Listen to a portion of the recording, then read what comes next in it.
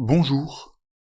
À l'approche du 3e dimanche de l'Avent, se profile une silhouette à la fois familière et mystérieuse, celle du précurseur, Jean-Baptiste.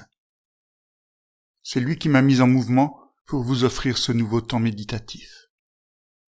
Jean-Baptiste, au désert, animé de certitude, qui s'exprime dans la prédication vigoureuse de la conversion, race de vipères, changée de vie.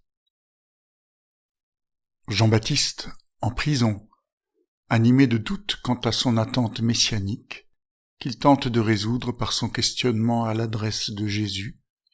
Es-tu celui qui doit venir ?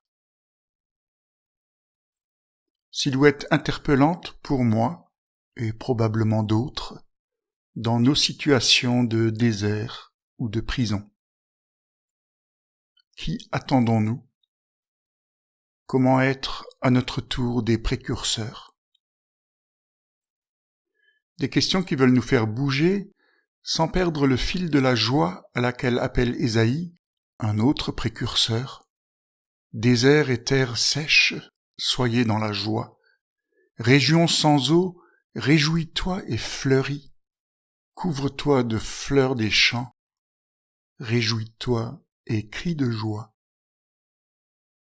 C'est pour cette raison, et parce que cela correspond à l'humeur du moment, que ce temps à part sera rythmé par des adaptations qui swingent du choral Wie soll ich dich empfangen und wie begegne ich dir?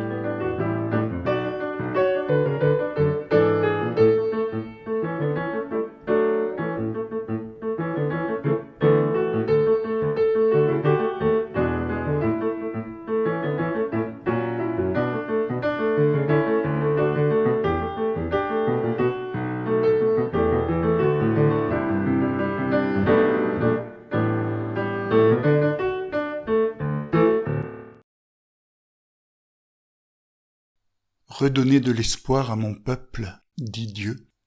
Rendez-lui courage, annoncez-lui à haute voix. Les travaux forcés sont terminés pour toi. Quelqu'un crie, dans le désert, ouvrez un chemin pour le Seigneur. Remplissez de terre le creux des vallées, abaissez les montagnes et les collines. Alors la gloire du Seigneur paraîtra. Jean-Baptiste paraît dans le désert de Judée. Il annonce « Changez votre vie.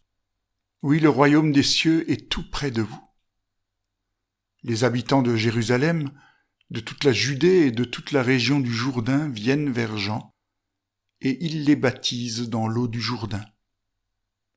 Il leur dit « Moi je vous baptise dans l'eau pour montrer que vous changez votre vie. Mais celui qui vient après moi est plus puissant que moi. Lui vous baptisera avec le feu de l'Esprit Saint. »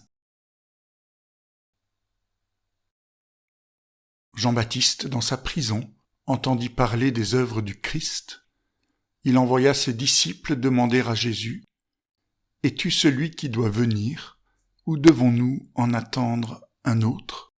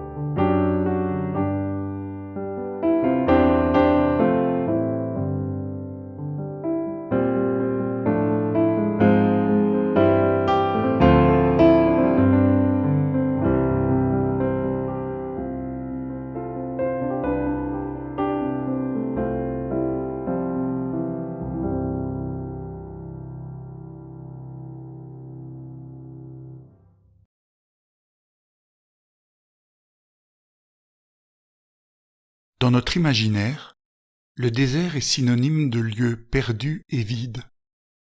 Étymologiquement, en grec comme en hébreu, il est le lieu hors de la parole. Dans les évangiles, comme chez Ésaïe, dans le récit de la tentation de Jésus comme dans celui de l'Exode, le désert est le lieu dans lequel fait irruption une parole qui structure. Le désert n'est pas le lieu d'où l'on crie, mais celui dans lequel on construit. Préparez une route au Seigneur, ouvrez un chemin pour lui. On peut entendre dans cette exhortation un appel à l'action. Il faut préparer une route au Seigneur, il faut lui ouvrir un chemin pour qu'il puisse venir. Comme on élague ou coupe des arbres au bord de la route pour qu'un convoi exceptionnel puisse passer. Le Messie ne pourrait venir et ne viendrait que si on lui prépare ainsi une route, et que quand elle lui aura été préparée.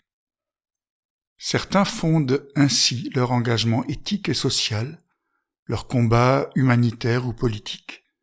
Il faut changer le monde pour que le Seigneur puisse venir et pour qu'il vienne. Mais ils s'exposent à la désillusion. J'ai tout fait, le chemin est prêt, et il ne vient toujours pas. Ou au découragement, je n'y arriverai jamais, notre monde ne sera jamais prêt. Préparez une route au Seigneur, ouvrez un chemin pour lui. On peut aussi entendre ces impératifs sur le plan de la spiritualité ou de la piété individuelle. C'est de mon cœur qu'il s'agit, c'est dans ma vie qu'il veut venir, et c'est donc en moi qu'il faut que j'enlève tous les obstacles pour qu'il puisse venir. Invitation à une vie intérieure. Comme on range et fait le ménage chez soi pour recevoir dignement l'invité qui doit venir et que l'on attend. Le Messie ne pourrait venir et ne viendrait que si on lui prépare ainsi son cœur, et que quand il lui aura été préparé. Certains fondent ainsi une vie de silence et de méditation, de lecture de la Bible et de prière.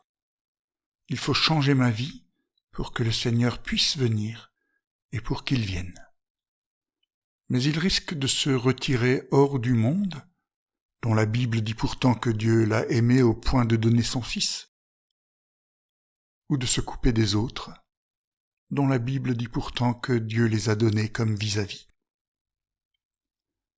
Engagement dans le monde ou retraite dans l'intériorité, c'est dans la béance de ce dilemme que résonne ce que Jean-Baptiste a prêché dans le désert. Convertissez-vous. Cela signifie se retourner pour adopter un nouvel angle de vue. Et en se retournant, se détourner de l'idée de rendre nos cœurs, nos vies ou notre monde dignes de recevoir le Seigneur.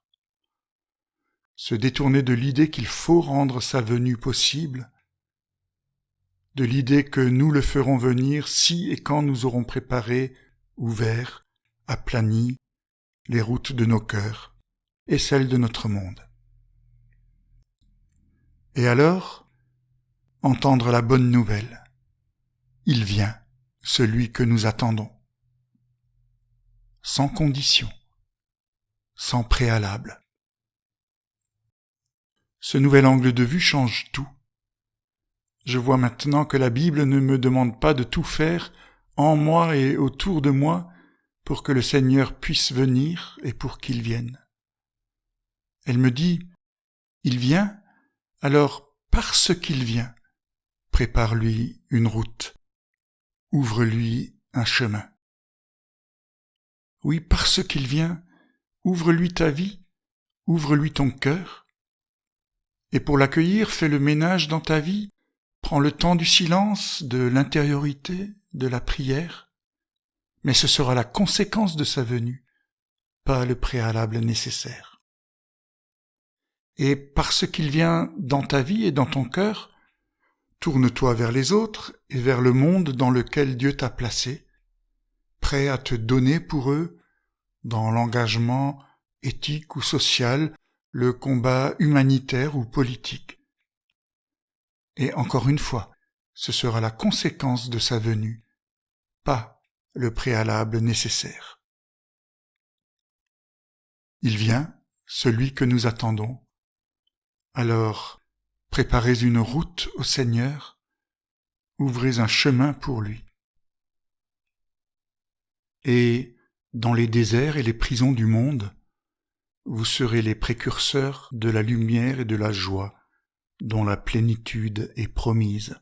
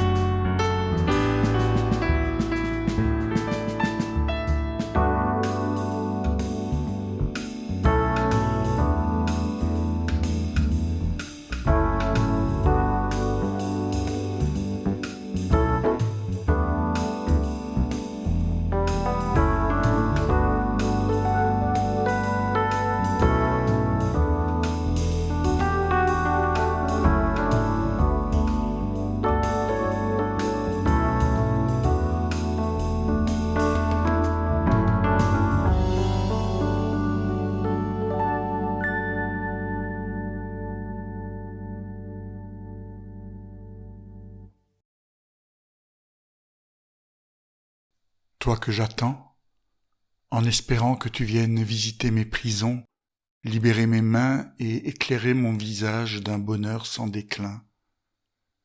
Toi, le tout autre, viens. Viens assez près pour nourrir mon espérance. Ne viens pas trop près, reste le tout autre, celui qu'il me faut toujours interroger. Toi que j'attends, en espérant que tu viennes me tracer le chemin, libérer mon pas et relancer ma marche à ton rythme divin. Toi, le tout autre, viens. Viens assez près pour nourrir mon espérance. Ne viens pas trop près, reste le tout autre, celui qu'il me faut toujours interroger. Toi que j'attends, en espérant que tu viennes ébranler mes silences, libérer ma voix et accorder mes paroles à ton verbe fait chair. Toi, le tout autre, viens. Viens assez près pour nourrir mon espérance. Ne viens pas trop près, reste le tout autre, celui qu'il me faut toujours interroger. Toi que j'attends, en espérant que tu viennes encore et toujours libérer ma vie et ranimer mon souffle au passage du tien. Toi, le tout autre, viens. Viens assez près pour nourrir mon espérance. Ne viens pas trop près, reste le tout autre, celui qu'il me faut toujours interroger.